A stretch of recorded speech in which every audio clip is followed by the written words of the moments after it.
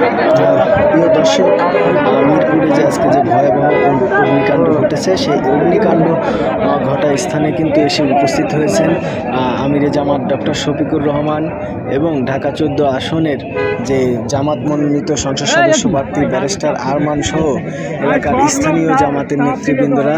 তারা এসে ইতিমধ্যেই তারা যারা এখানে নিহত হয়েছে এবং আহত হয়েছে সে সকল পরিবারের খোঁজখবর নিচ্ছে এবং তাদের সুযোগ সুবিধা কি এবং এলাকার এখন কি পরিস্থিতি সেই বিষয়গুলোই কিন্তু তারা এখানে কথা বলতেছে, যাতে এলাকায় বিশৃঙ্খলা না ঘটে। এটি খুবই একটি মর্মান্তিক ঘটনা। 16টি তাজা প্রাণ আজকে আমরা হারিয়েছি। এদের অধিকাংশই তরুণ, তাদের জীবন অনেক স্বপ্ন ছিল, অকালে এই স্বপ্নগুলো হারিয়ে গেল।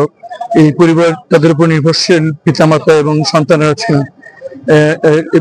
নিরাপরাধ সজীব তাজা প্রাণ হারিয়ে গেলে জন্য আমরা শোকাহত এবং শোকাহত পরিবারকে আমাদের পক্ষ থেকে সমবেদনা এবং দোয়া জানাচ্ছি।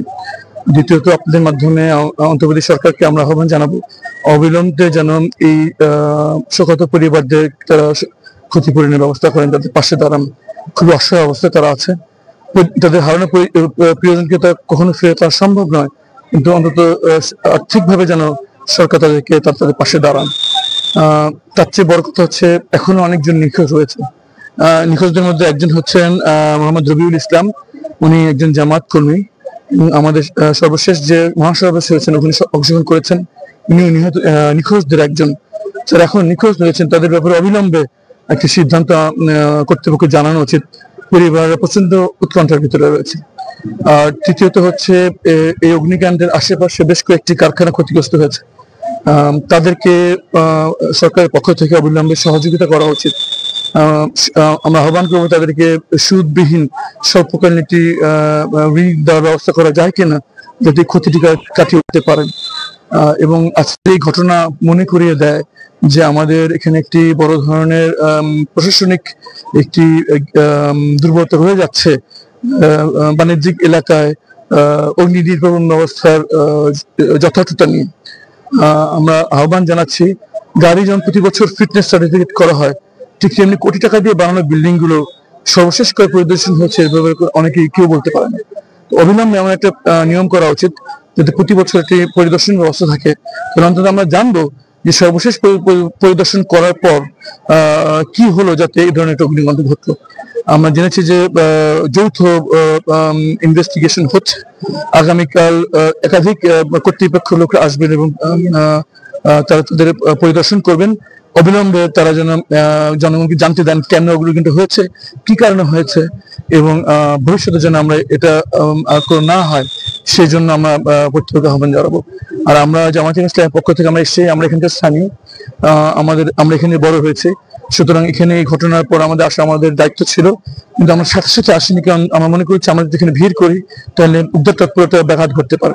যখন আমরা শুনেছি যে প্রাথমিক উদ্ধার তৎপরতা শেষ হয়েছে, আগুন নিয়ন্ত্রণে এসছে, তখনই আমরা এসেছি।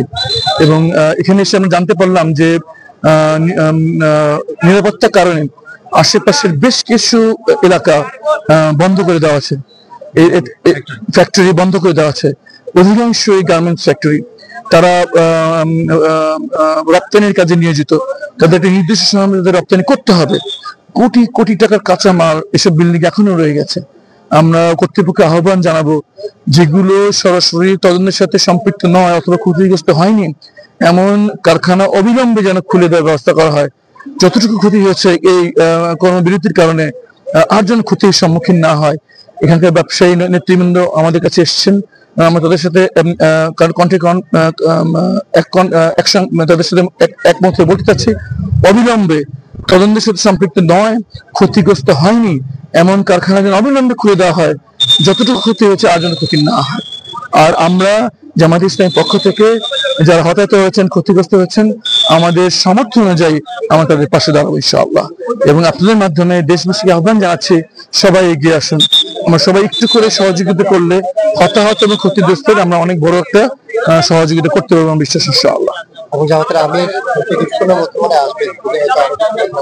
আসবেন, অগ্নিকাণ্ডের বা ঘটনাটা আগে শুনতাম এটি পুরান ঢাকায় করতে, এখন কি আপনাদের অত্র এলাকায় খুবই দুঃখজনক, খুবই দুঃখজনক। আমি এখানে তিনটি জিনিস মূল দায়ী মনে করি। প্রথম হচ্ছে যথাযথ পরিদর্শনের ব্যবস্থা না থাকা, নিয়মিত পরিদর্শনের ব্যবস্থা না থাকা। দ্বিতীয়ত জনসাধারণের ভিতরে অগ্নিকাণ্ড ঘটতে পারে যেসব কারণে এই ব্যাপারে সচেতনতা না থাকা। আর সর্বশেষ অগ্নিকাণ্ড ঘটে গেলে যারা গার্মেন্টস শ্রমিক রয়েছেন, কর্মী রয়েছেন, বিভিন্ন বহুতল ভবনে যারা বসবাস করেন, তারা এই অবস্থায় কি করণীয় এই ব্যাপারে যথাযথ প্রশিক্ষণ না থাকা। এবং সর্বোপরি এমন এক ধরনের ব্যবস্থা থাকা উচিত যেন ছোটকাল থেকেই সবাই জানে যে অগ্নিকাণ্ডে কি কি করণীয়।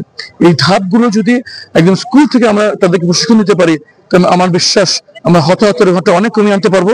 এবং অগ্নিকাণ্ডের উৎসের ব্যাপারে যদি আমরা জনসচেতনতা সৃষ্টি করতে পারি, তাহলে আমরা অনেক অংশে নিয়ন্ত্রণ নিয়ে আসতে পারবো। শুধু সরকারের দায়িত্ব নয়, সমাজের সবার দায়িত্ব, এনজিও যারা আছেন তাদের দায়িত্ব, এবং পরিবারের প্রত্যেকটি পরিবারের প্রধান যেন সন্তানদেরকে এই শিক্ষাগুলো দেন, এবং সরকারের পক্ষ থেকে একটি উপকরণগুলো যেন তারা জানিয়ে দেন। এখন সোশ্যাল মিডিয়ার যুগ, খুব অল্পে জ্ঞান বিতরণ করা সম্ভব, নলেজ ডিস্ট্রিবিউশন করা সম্ভব।